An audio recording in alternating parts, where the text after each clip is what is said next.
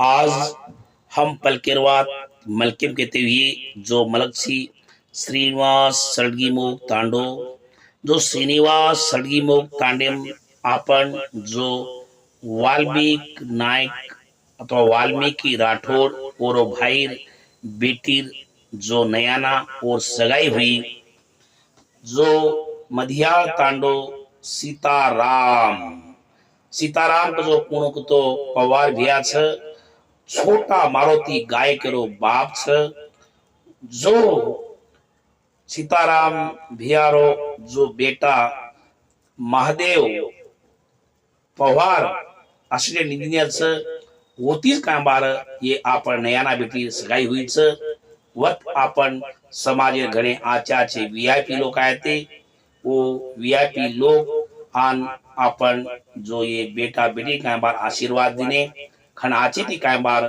जो सगाई हुई धूमधाम से सगाई हुई खन खुशीरवाद काकतो वाल्मीकि राठौड़ आत्मविश्वास तो की मार भैया भाई बेटी सगाई आची थी उनको रखेन और बदले आत्मविश्वास अहंकार जो काही करून आम कळवছো फिर भी आत्मविश्वास येऊ लागो छ आत्मविश्वास के रच वो काम यशस्वी करतो रच हनुस कांबार लोकून वालोर लागो छ ई वालो नाय लोकून सेन वालो छ जनावर जो बेटीर जो सगाई हुई जना साब जो ग्रामीण क्षेत्र जो एमएलए छ समाज सेवक समाज चिंतक समाज रो मा कळकळी व्यक्ती मत्ती मूळ साहब आहे तो वत और सोबत जो आपणो आरएमसी राजू भैया एक धानी छ वो भैया भी आहे तो और सोबत जो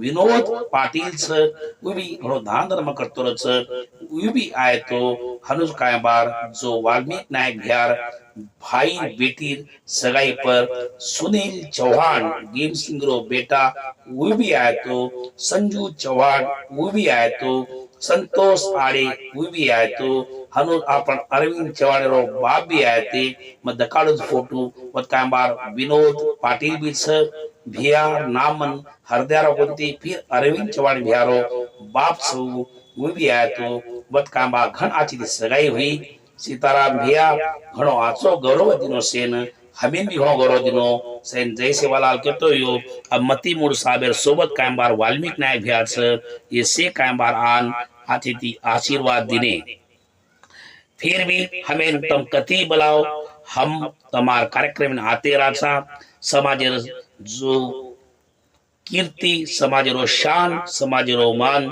समाजेरो जो यादें हम जो यूट्यूब में घालूंगा मार लोग 10 वर्षेर बाद या 100 वर्षेर बाद भी देखो सो काम हम कर रहे था आज तमार वीडियो कारण फोटो वाला ले जाए पेंडाली में घान दे दिए पर हमार जो वीडियो लाखों लोगों देख सको छो तम तमार नाम मरे तो तमार वीडियो आते रह इस हमार जो कर्तव्य छ और बदले हमें लोग बलाते रह हम जाते राचा ये कार्यक्रम के तो दीदार तो हम 10,000 लाचा जरूर बुलाओ बुलाओ हम जरूर आवांचा तमार आशीर्वाद हमें चाहो हमें जो आपण समाज लोग गौरव दच वो गौरव देवाले कोटी कोटी प्रणाम कराचा फिर भी आपण समाज रो शान मान बढ़तो रेणु समाज रो मान आछो आ रेणु वो हमार प्रार्थना छ अत जो आपण समाजेर शान मान गुलबरामय आपण कीर्ति आपण जो ई थोड़ा बहुत काय बार आपण गमाल लेकर गेन मार मन करो छ का गमाए कसे गमाए कारण केन और म एग्जांपल कुछो का गमाए का तो काय बार एक उसी मन क्या न आत्मविश्वास घणो होगो तो काय बार वो मन क्या काय बार जो ओरो जो हार या जीत ये जाओ छ हनु काय बार ये आत्मविश्वास अहंकार ये दो ही कामबार के क्या खजाओस और बदले कने कामबार मन क्या अति आत्मविश्वास भी न रेणो अहंकार भी न रेणो जना कामबार मन क्या हार जाओस आज बीजेपी कामबार खागी जो को चीज जो मोदी नाय पर जो ये एमएलए सॉरी एमपी लोग फाइट की दे मोदी देखकर ओळखायचं की उधर आत्मविश्वास उन्होंने धोखा कर लीधो हनुज काय बार आरएसएस लोग काय बार उन्हें सपोर्ट को नहीं देने और सोबत काय बार जो ये बीजेपी लोग को काय बार थोड़ा बहुत काई हम आगो तो माने छे नहीं फिर भी काय बार हम जिता चाल करने लगती और बदले काय बार ये थोड़ा बहुत जो आचे दी काय बार लोग जो मान मर्यादे कोण देने और बदले काय बार इंदुर हार विचरण हमार मनस के रोज फिर भी काय बार आपनो जो एमपी भैया जो अपने जो दिल्ली में लेगो सेवालाल महाराज रो झंडा झुलाए रामराव बापू रो हाथी थी पूजा कराए हनुज काय बार जो बिजली बाटल पानी पराए रेले में ले गए हरिद्वार दकाळे मूली मूली में अपनी यारियों गीत गाती काय काय किने 5 वर्ष उससे अपन गौर समाज एकच मिनिटे जो भूल गो हनुज काय बार जो भूलन काय बार आपण समाज रो मान शान हनुज आपनो कीर्ति जो एकच मिनिटे गुमाल दे और बदले एक कुतरान काय बार एक जो एक बारी आपण खाना घालतो काय बार आपण टांगे धादासन आवाज कस खाणो घाल करके पण आपण जो ई मान जो मनक्या चीज ई मनक्या चीज असचीज काय बार वो कतराई कोण काय बार खाणो दिए कतराई कायते किए कतराई कामे कोण हेल्प करिए पण थोड़ा बहुत कोण तप्पी तो काय बार लारे से भूलदाव कच एकच मने देलच कच और बदले आपण काय बार ई मनक्या जातच काय बा हनुरच पण कुत्रा नेत्रच और बदले आपण समाजेरो आपने नेत कोणी मालूम हियो काका तो आज जो लिंगायत समाज जो प्रहलाद जोशी करनच उन 25 वर्ष की काम बार एमपी बनाते आ रहे व ते लोग जो आपण समाज वाल केवल एकच बारी दार गावार पटक नागे तो आपण गण कतरा नेत अपने कतरा का बार दिल्ली गेते अपन का बार बिजली बाटल पानी पी दे और घरे में सोते लार्जे में सोते सी एक मिनट भूल गए और बदले हम काय करसा कि देखो कने काय बार आपने का नेत्र नो आपन का आपनो कुंसी में क्या ग्राम पंचायती का नहीं हो जो तालुका पंचायती को जिल्हा पंचायती को आपनो गोरो समाज मन क्या तो काय बार आपण धैर्याती वाते कर सकाचा आपण घरे ना आ सकचू आपण नमस्कार भिया कर सकाचा काय तकलीफ तो काय बार आपण फोन कर सकाचा आज कोर जितोच तम जाओ कोरे कन्या जो ओ कोरे कन जाओ तवे कतरा गौरव वदच कतरा आपण गोरमाटी कतो कोण कोर कतो मालन छ और बदले कोरेन कोरवीए गोरेन गोरवीए करन आपण लारे बाप दादा केमले छ फिर भी काय बार आपण जो ये डॉक्टर में जादेवन पटकना के देख लोग घन तो घन आपण लाल 40 वर्ष लाल चले गए हनुज काय बार आपण जो कोई आचाचे लोग ये संत मंत लोग काय बार आज मार्ग रखाया छोड़े काय बार पहला दूसरे छाटो मार दिने ना अपनो समाज थोड़ा बहुत युएगो फिर भी काय बार आंग ते थोड़ा आचलो मार्ग दकाळो आचलो वाट बताळो आचलो काय बार समाजेन आंग लार कोशिश करो के संत मंत लोगन कुचुम काका तो संत मंत लोग काय बार जो रच वो समाजेन काय बार कत्ती कनाई का उद्धार कर वास्ते रेणु समाजेन काय बार आंग लाय वास्ते करनो समाजेन का आचलो मार्ग दकाळनो समाजेन जो काटा वाटे पर न चलानो कोई का बार तमेन जो हम जो जागा दिया तमे पिसा लाज दकाळीए से दकाळीए पण पिसा काय बार आपण सोबत आवळो कोणी आचो बल्ला दी जावच एक अलेख झांड करे तो मरे टेबल खाली हाथे ती गयो खाली हाथे ती मरो लास्ट टाइम का कतरा कमाए जना से का रोडे पर बेतो गतो गच हनु आपण हकीकत आवच और बदले काय बार आंती आपण समाजेन आपण आंग बळावून प्रार्थना मागू छु मार गोळी वागली फाड खोळे मला माफी करो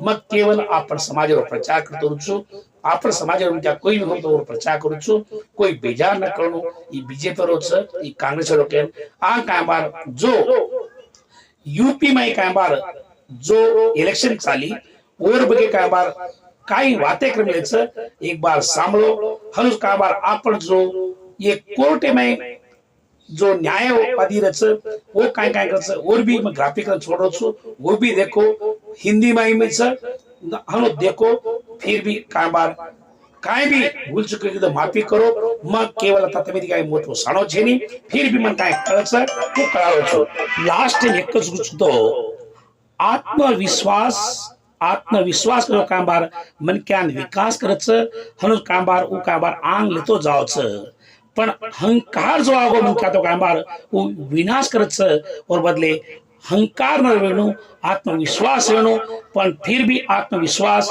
काम बार काय करतो तो काम बार म कजो को जीतूचो करे के अति जास्ती आशा न करणो म कजो को हंकार न आणो जना मन के आंग आवच और बदले हमें का बार हर एक लोग फोन करतो बापू भिया कर बातें करते राचा कोई भी भाई में क्या फोन तो कब बोलो भाई बोलो यारी कन खाचा हमें कति भी लोग बुलाते रच बोली कजो को अस्तित्व लोकुन जो काम बार जीत सकाचा और बदले आचो बोलो आचो चालो आचो देखन आंग खेओ उधार प्रार्थना से जय सेवालाल। सबसे बड़ा दुर्भाग्य है, आप काम कितना मर्जी करवा लो, कितना विकास कर लो, उसके नाम पर वोट नहीं मिलेगा सर।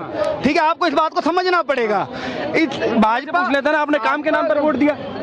नहीं, ऐसा कुछ नहीं। काम के नाम पर दिया कि समाजवादी पार्टी पसंद है? सिर्फ समाजवादी पार्टी मुझे पसंद है। काम तो फिलहाल मोदी जी काम नहीं करती रही है, वोट नहीं मिलता। कुछ मोदी जी ने काम किया, जो काम उधर से मिलता रहा है हम लोगों को अखिलेश की तरफ से, वो काम मुझे नहीं मिल पाया। जैसे 5 काम, जैसे कि हर चीज में क्वालिटी रही है। जैसे कि टेबलेट में इन लोगों ने फोन बांटे, जो क्वालिटी इसकी कमजोर, मतलब इसकी वो क्वालिटी नहीं रही, उसकी क्वालिटी जो रही है फोन बांटे। हाँ, अच्छा, और क्या बांटे?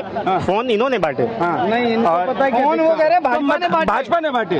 तो समाजवादी पार्टी ने काम नहीं किया। अखिलेश ने वो दिया, क्या बोलते हैं, लैपटॉप दिया। अच्छा, वो मोबाइल से लैपटॉप आ गया इसलिए आपने उनको वोट दिया? नहीं, कुछ ऐसा नहीं। राशन मिला आप लोगों को? जी बिल्कुल मिल रहा है। आवास मिला? जी मिला। आयुष्मान कार्ड है? हाँ है। तो फिर वोट नहीं दिया? वोट सर एक सेकंड, सब दे दो पर वोट ये इसलिए नहीं देंगे क्योंकि एक इनको देखना है कि हमें वोट देना किसको है। आप ये हैरानी की बात है कि इनको आवास मिला, सुरक्षा मिला। आज उत्तर प्रदेश में यही भाई खड़े हैं, आप इनसे पूछ लीजिए कि उत्तर प्रदेश की कानून व्यवस्था कैसी है। अखिलेश यादव के टाइम पे दंगे होते थे, लुटेरे वहां पर घूमते थे, भ्रष्टाचारी घूमते थे, दंगाई घूमते थे, वहां के बड़े बड़े क्या नाम है अतीक अहमद जैसे लोग दंगे फैला रहे थे, विकास दुबे जैसे लोग ये काम कर रहे थे। उन लोगों को योगी आदित्यनाथ ने खत्म किया, आपके परिवार को सुरक्षित किया। अगर किसी के परिवार को सुरक्षा दे और वो अगर व्यक्ति वोट ना दे तो ये सर इससे बड़ा दोगलापन हो ही नहीं सकता कि इससे बड़ा कोई भ्रष्टाचार, इससे बड़ा कोई दोगलापन इसलिए नहीं हो सकता क्योंकि ये देखते हैं कि सरिया कौन लागू करने वाला है, कौन बचाने वाला है। एक रामपुर है, झारखंड में रामपुर है, जहाँ पर 2362 घर है, वहाँ पर 523 लोगों को घर मिला प्रधानमंत्री नरेंद्र मोदी जी के, वो बूथ है। उस बूथ पर नरेंद्र मोदी की सरकार 523 मुसलमानों को घर देती है, पर मुसलमान में से एक बंदा वहाँ पर वोट नहीं देता। ये देखते हैं कि हमारे कौम को कौन बचाएगा। मस्जिद से जो आदेश तो पत्थर मारो, मस्जिद से आदेश तो वोट डालो। मैं ये कह रहा हूँ, नरेंद्र मोदी से मैं गुजारिश कर रहा हूँ कि इस देश के एक मजहब के लिए आप काम करना बंद कर दो। जो आपको वोट दे उसके लिए काम करो। सीधी बात, सबका साथ सबका विकास सबसे बड़ा झूठ है, क्योंकि यहाँ पर एक कौम ये जानती है कि आप चाहे उसके घर में सोने का गेट लगवा दो, चाहे उसके बच्चे को आप IPS ऑफिसर बना दो, वो उसी को वोट देगा जो उसको पत्थर चलाने की ट्रेनिंग के लिए पैसे टाइम पर देगा। इसके अलावा कोई नहीं है। नरेंद्र मोदी कहते हैं कि एक हाथ में कुरान एक हाथ में कंप्यूटर, पर अखिलेश यादव कह देते हैं कि एक हाथ में कुरान एक हाथ में पत्थर। तो ये कहते नहीं वो सही है, हम उसको वोट देंगे क्योंकि उसने हमें पत्थर चलाने की ट्रेनिंग दी। नरेंद्र मोदी अनपढ़ है, नरेंद्र मोदी सरकार नहीं चला सकता, नरेंद्र मोदी तो पागल है। विकास करके क्या फायदा? सड़कें बना दे, हॉस्पिटल बना दे, इलाज भी कराएंगे, घर में राशन भी खाएंगे और लेटरिन में उसी के जाके हगेंगे और वोट के टाइम पे साइकिल का बटन दबा के कहेंगे जी हमें पत्थर की ट्रेनिंग तो अखिलेश यादव ने मदरसे में दिलवाई तो हम तो उसको वोट देंगे ना।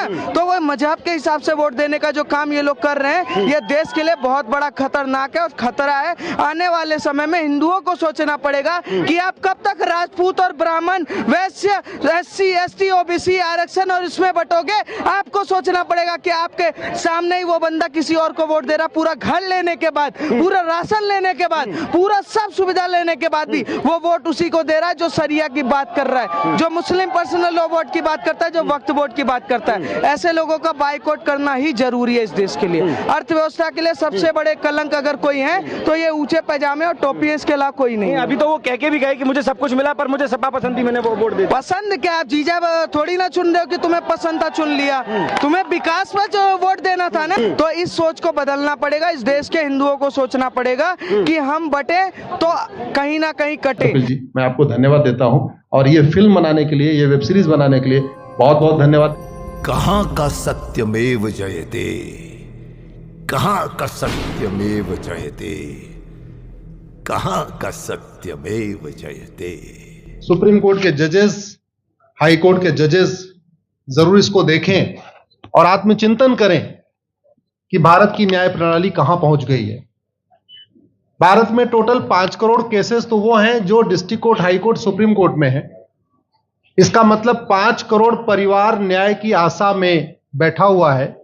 ऑन एन एवरेज एक परिवार में 6 आदमी रख लीजिए, तो यानी 30 करोड़ लोग न्याय की आस लगाए बैठे हुए हैं। 30 करोड़ का मतलब एक अमेरिका, 30 करोड़ का मतलब 15 ऑस्ट्रेलिया, 30 करोड़ का मतलब 7 कनाडा, 30 करोड़ का मतलब 1.5 ब्राजील। इतने लोग भारत में न्याय की आस में बैठे हुए हैं। और ये 5 करोड़ केस तो वो हैं जो district court, high court, supreme court में है। इसके पैरेलल हमारे देश में एक और जुडिशियल सिस्टम है, उसको कहते हैं तहसीलदार, एसडीएम, एडीएम, डीएम, कमिश्नर, जहां पे चकबंदी के मुकदमे चलते हैं। वो इस 5 करोड़ में काउंटेड नहीं है।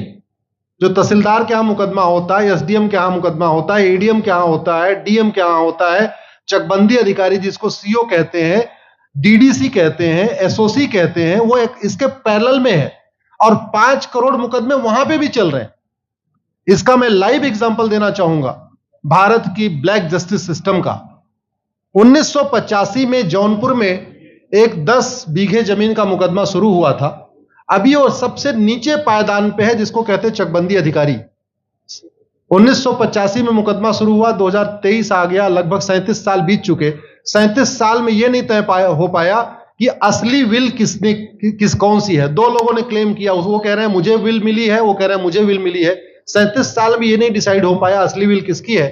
अगर मान लीजिए आज डिसाइड हो जाए तो सीओ के बाद एसओसी, एसओसी के बाद डीडीसी, डीडीसी के बाद हाई कोर्ट, हाई कोर्ट के बाद सुप्रीम कोर्ट, यानी अभी 35 साल और लगेगा, 70 साल लगेगा। सेकंड जनरेशन मुकदमा लड़ रही है, ऑलरेडी सेकंड जनरेशन मुकदमा लड़ रही है। और इसी स्पीड से काम हुआ तो मुझे लगता है 3rd जनरेशन आके मुकदमा तब जाके सुप्रीम कोर्ट पहुंचेगा। दूसरा एग्जांपल, एक ग्लेरिंग एग्जांपल आपको देता हूं। 1971 के वॉर में पाकिस्तान में बम फेंकने वाले, पाकिस्तान के फौजियों के बहुत सारे बैंकर तोड़ने वाले एक कर्नल कबोत्रा है, पंचकुला में रहते हैं।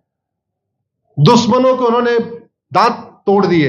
आज 2000 से उनके मकान पे किसी ने कब्जा किया हुआ है। 2023 आ चुका है, 23 साल में वो अपने मकान को नहीं छुड़ा पाए। अभी मामला पंचकुला की डिस्ट्रिक्ट कोर्ट में है, उसके बाद चंडीगढ़ हाई कोर्ट जाएगा, फिर सुप्रीम कोर्ट जाएगा। तो 23 साल में वो सबसे नीचे पायदान पे है। वास्तविकता यह है, अंग्रेज चले गए, अंग्रेजी कानून यहीं छोड़ गए, अंग्रेजी व्यवस्था यहीं छोड़ गए। यह व्यवस्था भारत में न्याय देने के लिए नहीं बनी थी। यह जो न्यायिक जुडिशियल सिस्टम था भारत में जो बनाया गया, वो केवल और केवल भारत को लूटने बांटने के लिए बनाया गया था। क्योंकि कानून वही चल रहा है, जुडिशियल सिस्टम वही चल रहा है, इवन हमारा ड्रेस भी वही चल रहा है। अंग्रेज काले कपड़े पहनते थे, हम भी काले कपड़े पहनते हैं। अंग्रेज जून के महीने में उनको गर्मी लगती थी तो 1 महीने छुट्टी करके इंग्लैंड चले जाते थे। आज भी हमारा हाई कोर्ट, सुप्रीम कोर्ट पूरे मई जून बंद रहता है। अंग्रेजों को क्रिसमस के टाइम में दिसंबर में छुट्टी मनाना जाना होता था, 1 महीने छुट्टी कर चले जाते थे। आज भी हमारी हाई कोर्ट, सुप्रीम कोर्ट दिसंबर में क्रिसमस के टाइम में 15 दिन 20 दिन बंद हो जाती है। तो सोच वही है, किताबें वही है, व्यवस्था वही है, कानून वही है। तो स्वाभाविक सी बात है, जस्टिस होगा कहां से? जस्टिस कैसे होगा? हम 2023 में 1860 का इंडियन पिनल कोड लेके घूम रहे, 1861 का पुलिस एक्ट लेके घूम रहे, गवाहों के बयान 1872 के कानून से हो रहे। हमने सब कुछ वर्ल्ड क्लास कर लिया, लेकिन अपने जस्टिस सिस्टम को कंपेयर करने की कोशिश ही नहीं किया। जितने में एक एयरपोर्ट बनता है, एक एयरपोर्ट बनाने में 25,000 करोड़ की लागत आती है। अगर हमारी सरकारों ने एक एयरपोर्ट की कीमत जुडिशियल सिस्टम पे खर्च कर दिया होता तो हमारी न्यायिक व्यवस्था अच्छी हो गई होती। आज घटिया, चूंकि अकाउंटेबिलिटी नहीं है, जुडिशियल सिस्टम में कोई अकाउंटेबिलिटी नहीं है, किसी के साथ न्याय हो जाए अन्याय हो जाए कोई फर्क नहीं पड़ता, निर्दोष को जेल हो जाए जज की कोई अकाउंटेबिलिटी नहीं, दोषी को बेल हो जाए जज की कोई अकाउंटेबिलिटी नहीं, लाखों लाख लोग जेल में सड़ रहे हैं, लाखों धोखेबाज भ्रष्टाचारी बाहर घूम रहे हैं। मूल कारण है ब्लैक जस्टिस सिस्टम। आपने बहुत अच्छा आपने इस पे वेब सीरीज बनाया है और इस देश में world class airport, world class highway, world class shopping mall, सब कुछ वर्ल्ड क्लास बना लिया। इनफैक्ट अपना मोबाइल का डेटा सुरक्षित रखने के लिए हमारे सांसद, विधायक, जज आईफोन भी यूज करते हैं, अमेरिका का आईफोन यूज करते हैं हमारा डेटा सुरक्षित हो जाए। लेकिन भारत सुरक्षित हो जाए उसके लिए यह नहीं देखते कि जापान में कौन सा कानून है, अमेरिका में कौन सा कानून है, सिंगापुर में क्या अच्छा चल रहा है। कनाडा में रेंट का मामला एक डेट में खत्म होता है। सिंगापुर में अभी कुछ दिन पहले एक व्यक्ति के पास 900 ग्राम गांजा पाया गया, उसको फांसी हुई है। दोबारा वहां ड्रग स्मगलिंग होगी क्या? तो भारत में चाहे वो ड्रग स्मगलिंग है, माफिया राज है, ह्यूमन ट्रैफिकिंग है, इन सब के लिए हमारा जस्टिस सिस्टम जिम्मेदार है।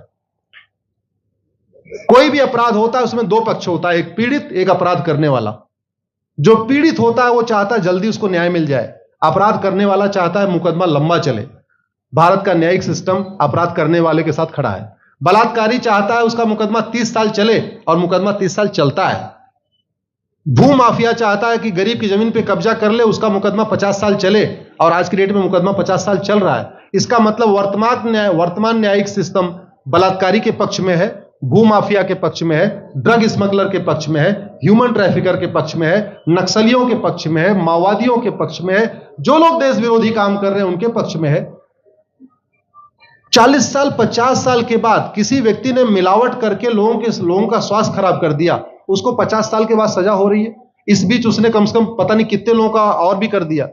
तो ये जो जस्टिस सिस्टम होता है दवा की तरीके काम करता है। जैसे दवा अच्छी होती है बीमारी तुरंत ठीक हो जाती है, अगर दवा घटिया होती है तो बीमारी बढ़ जाती है। दवा खाने के बाद शरीर एज इट इज नहीं रहता, या तो बीमारी ठीक होती है या तो बीमारी बढ़ती है। अगर कोई आदमी एक गांव में किसी के साथ कुछ गलत कर दे, उसको 6 महीने के अंदर सजा हो जाए, साल भर के अंदर हो जाए, दूसरा अपराध वहां नहीं होगा। लेकिन अगर उस व्यक्ति को पनिशमेंट नहीं मिला तो स्वाभाविक सी बात है उसने उसको और मोटिवेट कर दिया। कहते नहीं ऐसे बुखार है, तुरंत 2 गोली खाइए बुखार ठीक हो गया। लेकिन अगर आपने दवा नहीं खाई या गलत दवा खा लिया तो टाइफाइड होगा या निमोनिया होगा। दुर्भाग्यवश ये हमारा जस्टिस सिस्टम यही कर रहा है। आज की डेट में जितनी समस्याएं हैं, चाहे वो घूसखोरी है, जमाखोरी है, मिलावटखोरी है, कालाबाजारी है, नशा तस्करी है, मानव तस्करी है, सोना तस्करी है, ड्रग स्मगलिंग है, या नक्सलवाद है, या माओवाद है, या कट्टरवाद है, जो भी समस्याएं हैं, उसका एक बहुत बड़ा कारण यह है कि हमारा जस्टिस सिस्टम उसको टैकल नहीं कर पा रहा है, उसको पकड़ नहीं पा रहा है।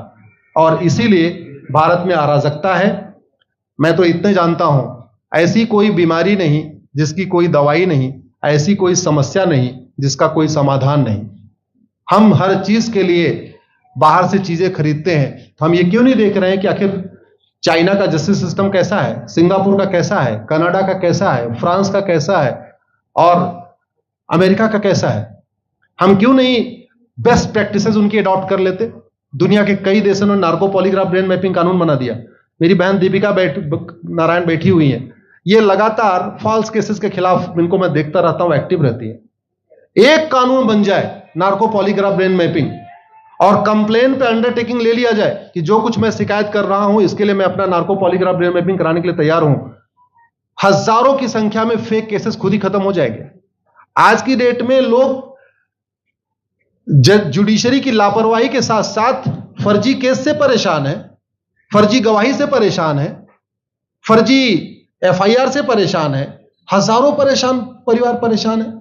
कई बार देखा गया कि जो फैमिली के केसेस होते हैं उसमें कितने सारे फेक केसेस भी आ रहे हैं। तो जो वास्तव में दोषी हैं उनको पनिशमेंट नहीं मिल पा रहा है, जो निर्दोष हैं उनके खिलाफ फर्जी केसेस हो रहे हैं। आज की डेट में गांव में एक दबंग अगर जमीन कब्जा कर लेता है, किसी की हिम्मत नहीं पड़ती उसके खिलाफ कोई गवाही दे दे। लोगों को अपनी जमीन छुड़ाने में 30-30 साल लड़ना पड़ रहा है, 35 साल लड़ना पड़ रहा है। अगर 30 साल 35 साल के बाद कक्कड़ जी उसको अपनी जमीन मिल भी गई तो उसके साथ न्याय कहां हुआ? 35 साल में उसका टाइम बर्बाद हो गया, 35 साल में उसका पैसा बर्बाद हो गया, 35 साल वो मेंटल ट्रॉमा में रहा, 35 साल उसने तारीख पे तारीख झेली है। और मैं तो डिस्ट्रिक्ट कोर्ट में कई बार जाके देखा, ऐसे परिवारों को देखता हूं जिनके पास बस से आने के लिए पैसा नहीं है, साइकिल से आते हैं। ऐसे परिवारों को देखता हूं जो चाय नहीं पी सकते अपने पैसे से, बेचारे घर से रोटी बांध के और अचार लेके आते हैं, लेकिन वहां मजबूरी में वकील को पैसा देते हैं। तो हमारी कोर्ट कचहरी वास्तव में दलाली का अड्डा बन गया है, हमारी कोर्ट कचहरी भ्रष्टाचार का अड्डा बन गया है। और मैं दुख के साथ कहना चाहूंगा, अदालतों में न्याय हो नहीं रहा है, बल्कि न्याय बिक रहा है। जिनके पास पैसा है वो उन्होंने कितना बड़ा क्राइम किया हो, मर्डर किया हो, रेप किया हो, उनको जमानत हो रही है, और जिनके पास नहीं है वो बेचारे जेल में सड़ रहे हैं। कई बार तो देखा गया, मैंने मेरे मर्डर किया एक्स अनंत सिंह ने, लेकिन एक्स अनंत सिंह बाहुबली थे, उन्होंने थानेदार को 20 लाख रुपए दिया, वो वाई अनंत सिंह को लेकर जेल में डाल दिया, नाम वही है। अब उसके बाद क्या हुआ, 20 साल मुकदमा चला और फिर सबूत के अभाव में छूट गया। तो जिसने मर्डर किया वो तो कभी जेल गया ही नहीं, एक निर्दोष जेल गया, 10-20 साल के बाद उसने अपना जमीन बेचा, सब कुछ किया, माँ बाप सब कुछ तबाह हो गए, फिर वो सबूत के अभाव में छूट रहा है। तो सबूत के अभाव में अगर 20 साल के बाद छूट भी गया हो, उसका 20 साल कौन लौटाएगा? उसके 20 साल के लिए कौन जिम्मेदार है? उसके 20 साल जो बर्बाद हुआ उसके लिए संविधान की शपथ लेने वाले जिम्मेदार हैं। संविधान के प्रियम्बल में लिखा है, हम आपको जस्टिस देंगे, हम आपको न्याय देंगे। न्याय देने की जिम्मेदारी किसकी? जिन्होंने शपथ लिया। शपथ कौन लेते हैं? जजेस लेते हैं, सांसद विधायक मंत्री लेते हैं। तो आज की डेट में अगर लोगों को न्याय नहीं मिल रहा है तो इसके लिए वही जिम्मेदार हैं जो संविधान की शपथ लेते हैं। संविधान की शपथ लेने वालों को वेतन भत्ता गाड़ी बंगला इसीलिए मिलता है कि लोगों को न्याय मिल सके, फास्ट जस्टिस मिले, कंप्लीट जस्टिस मिले। अनफॉर्चुनेटली कंप्लीट जस्टिस मिलने में तो 50-60 साल लग जाता है, फास्ट जस्टिस तो सपना हो गया है। इसलिए आज आपने जो ये वेब सीरीज बनाई है, मैं आपको धन्यवाद देता हूं। एक ऐसे विषय पे जिस पे कोई टच नहीं करता, लेकिन जिससे करोड़ों लोग पीड़ित हैं। मैंने कहा ना, 5 करोड़ लोग सीधे district court, high court, supreme court के केसेस से पीड़ित हैं, और 5 करोड़ मुकदमे एसओसी, डीडीसी, तहसीलदार के यहां चल रहा है। तो अगर 5 करोड़ से 30 करोड़ लोग इधर पीड़ित हैं तो उधर भी पीड़ित है। वास्तव में बहुत बड़ी संख्या भारत में इसी से पीड़ित है। और अपराध, भ्रष्टाचार और जितनी भी अराजकता चल रही है उसका मूल कारण भी यही है। जस्टिस सिस्टम अच्छा हो जाए, कानून सख्त हो जाए, कानून का खौफ पैदा हो जाए, न्यायपालिका का खौफ पैदा हो जाए, और ये थाने जो दलाली के अड्डे बन गए हैं, तहसील जो दलाली का अड्डा बन गया है, डिस्ट्रिक्ट कोर्ट जो कमीशन खोरी का अड्डा बन गया है, अगर इस पे कंट्रोल हो जाए तो वास्तव में भारत में फिर से राम राज्य आ सकता है। अगर जुडिशियल सिस्टम अच्छा हो जाए तो जो राम राज्य की कल्पना है, धर्म की जय हो, अधर्म का नाश हो, प्राणियों में सद्भावना हो, विश्व का कल्याण हो, मुझे लगता है उसको फिर से जीवित किया सकता है। आपने मुझे बुलाया कपिल जी, मैं आपको धन्यवाद देता हूं। और ये फिल्म बनाने के लिए, ये वेब सीरीज बनाने के लिए बहुत बहुत धन्यवाद देता रहता हूं। दीपिका जी लड़ती रहती हैं, इनको देखता रहता हूं। बहन नेहा जी आई हैं, ये अपने गानों से मुझे लगता है बहुत अच्छा आप लिखती हैं। और इसी तरीके से कड़वा सच आप लिखते रहिए, कड़वा सच गाते रहिए। लोग आज की डेट में, यंग जनरेशन कड़वा सच सुनना चाहती है। मीठे झूठ ने इस देश में शुगर, डायबिटीज पैदा कर दिया। भारत केवल लोग डायबिटीज से नहीं पीड़ित हैं, बल्कि हमारी व्यवस्था को डायबिटीज हो चुका है। और उस डायबिटीज को दूर करने के लिए नेहा राठौर जैसी बहनें जो सही बात कह रही हैं, दीपिका जी सही बात कह रही हैं, आप लोग जो है बहुत अच्छा काम कर रहे हैं। और आपने, कक्कड़ साहब, आपने बनाया वेब सीरीज, आपको विशेष आभार, धन्यवाद देता हूं। यही निवेदन करता हूं, इस वेब सीरीज को ज्यादा से ज्यादा देखें। और खास तौर पे अगर आपके जानने वाले कोई जज हैं, कोई आईएएस हैं, कोई आईपीएस हैं, मंत्री, सांसद, विधायक हैं, उनको भी एक बार फोन करके, व्हाट्सएप करके एक बार कहिए कि वो भी इसको जरूर देखें। क्योंकि अल्टीमेटली न्यायिक व्यवस्था बदलने की जिम्मेदारी उन्हीं की है जिनको वेतन भत्ता, गाड़ी बंगला, free air ticket, free rail ticket और वीआईपी व्यवस्था मिलती है। ये व्यवस्था उन्हीं को बदलनी है। जय हिंद, धन्यवाद।